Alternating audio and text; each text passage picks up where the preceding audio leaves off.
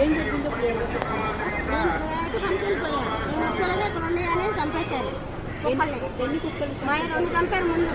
2 చంపిన తర్వాత లోపలికి వచ్చి ఒక దాన్ని చంపేశారు. లోపలికి వచ్చి వద్దని కూడా లేను వచ్చాక ఎవరో చెప్పారంటే వచ్చి చంపేశారు. ఊర్లో మొత్తం కుక్కల్ని చంపడానికి ప్లాన్ వేశారు. అదే పైనుంచి ఆర్డర్ వచ్చింది మేము చంపుతాం అన్నారు. సుప్రీం కోర్టు నుంచి ఆర్డర్ వచ్చిందని సుమారు ఎన్ని కుక్కలు ఉంటాయి తెలిసి చాలా చంపారండి. ఒక 400 పైన కుక్కలు చంపుకుంటారు. సుమారు 400 పైన కుక్కల్ని ఈ ఏరియాలో చంపడం జరిగిందండి. ఇంకా ఈ కుక్కల్ని వీళ్ళు సేవ్ చేసుకోవడం కోసం తాళ్ళు పట్టుకొని వాటిని రక్షించుకున్నారు. ఒక్కొక్క కుక్కకి ఎంత ఇచ్చారు? ఒక్కొక్క కుక్క చంపడానికి 500 ఇచ్చారు.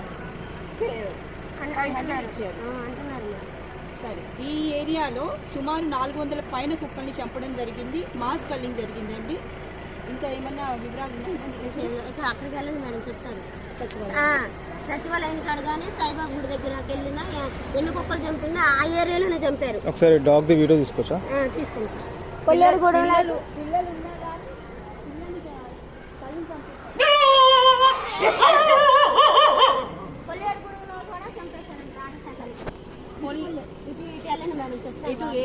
ఈ ఏరియాకి వెళ్తే కొల్లేరుగూడెం మాలపల్లి కూడా టాటా సాగాన్ని చంపారంట.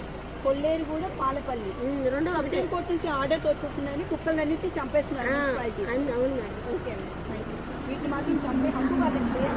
చంపడానికి ఆర్డర్ కాదు, వీళ్ళు అడ్వాంటేజ్గా తీసుకుంటున్నారు.